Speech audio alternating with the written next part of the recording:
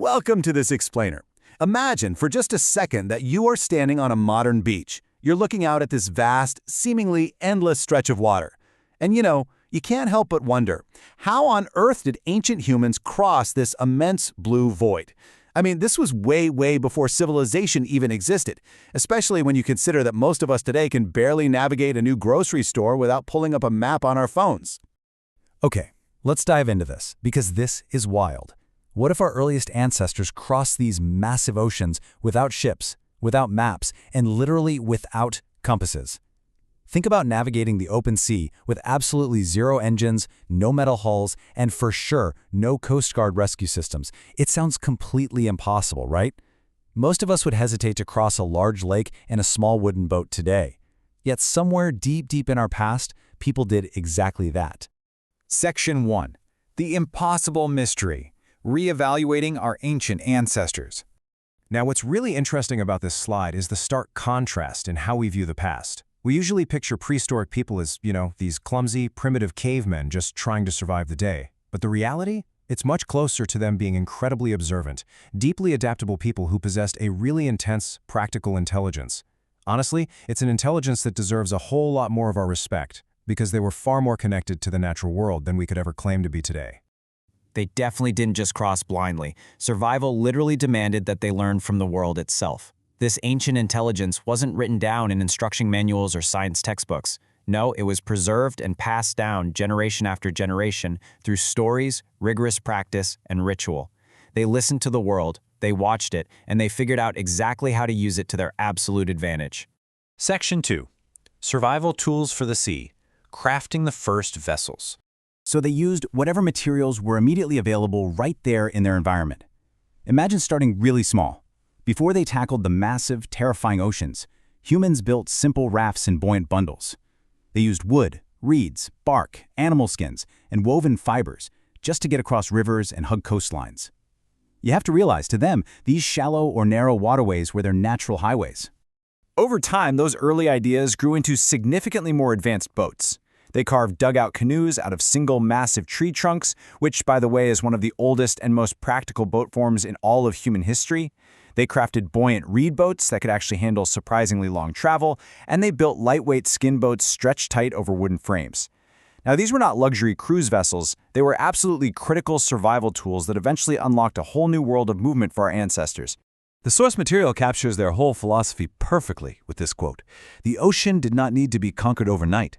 It only needed to be understood well enough to begin crossing it. I love that. A massive ocean journey really just starts with understanding the water right in front of you. Section 3. Reading the Living Ocean. Nature as a Navigation System. Okay, so without GPS, how did they know where they were going? Well, they used a staggering array of natural navigation clues. They tracked the movement of the sun, the predictable, steady patterns of the stars, and the changing cycles of the moon. They watched exactly where seabirds were flying, knowing they were heading toward land. They literally felt changes in wave swells and currents under their boats, looked for specific cloud formations that indicated distant shores, and even picked up on the smell of the sea and floating vegetation. It's incredible. They processed this overwhelming amount of sensory data, basically watching the sea the exact same way a highly skilled hunter watches a dense forest. So the crucial point is that to these ancient mariners, the ocean was not an empty void. It was absolutely full of information. To people who spent their entire lives right beside it, the ocean had visible rhythms, established lanes, and completely invisible rules for those paying close enough attention to animal patterns and marine life. They weren't just floating blindly, they were reading a living system. Their relationship with the sea was not domination, it was negotiation. Highly skilled seafarers learned how to cooperate with the ocean's threats and its guides. They worked with the winds, the storms, and the currents, rather than just fighting against them. They traveled with the ocean, which, let's be honest, is a lesson a lot of modern travelers completely forget. Section 4. Island Hopping and Stepping Stones. The Gradual Expansion of Humanity. We tend to picture this as one giant, crazy leap across an empty void, but many ancient routes actually involved visible stepping stones of land. Look at this evolution. Step 1 was often just accidental drift, maybe getting blown way off course by a storm. But Step 2 involved intense observation and planning based on those very accidents. And Step 3, that was deliberate navigation. Those accidental floaters completely transformed into deliberate navigators who knew exactly how to pack food and water, how to read weather windows, and most importantly, how to pass those successful routes down through oral tradition. Just imagine, for a second, the absolute bravery required to set out onto the water when the horizon is literally the only boundary you can see. With zero safety net, no radio, and absolutely no backup, every single successful crossing was a flat-out miracle of collective judgment, stamina, and nerve. They went out there knowing full well that a single mistake meant there would be no second chance. Section 5. The driving force of migration. Why take the risk? So why do it? The motivations for heading into such terrifying unknowns were just as varied as the people themselves. Some groups were pushed out by climate change and totally scarce resources. Others were out there following game, fish, or searching for fertile land. Sometimes it was population pressure and conflict driving people away, while exiles searched for a place simply to survive. And of course, there was good old-fashioned human curiosity. Once a group learned that land might actually be out there somewhere, it became practically impossible to ignore the urge to go find it. This brilliantly illustrates a core truth about us. Human beings are extremely good at turning a dangerous unknown into a goal. Migration is, without a doubt, our oldest human behavior. We are explorers by design. We're constantly adapting, seeking out new ground, and spreading out across the globe just to survive hardship. Look at the massive, global impact of this movement. Moving to new islands meant bringing fire, tools, language, and totally changing the local ecology.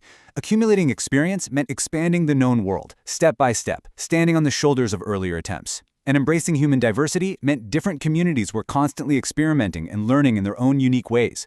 This wasn't just movement across water. It was the dawn of a cultural evolution that connected the entire planet in ways that had never ever been connected before.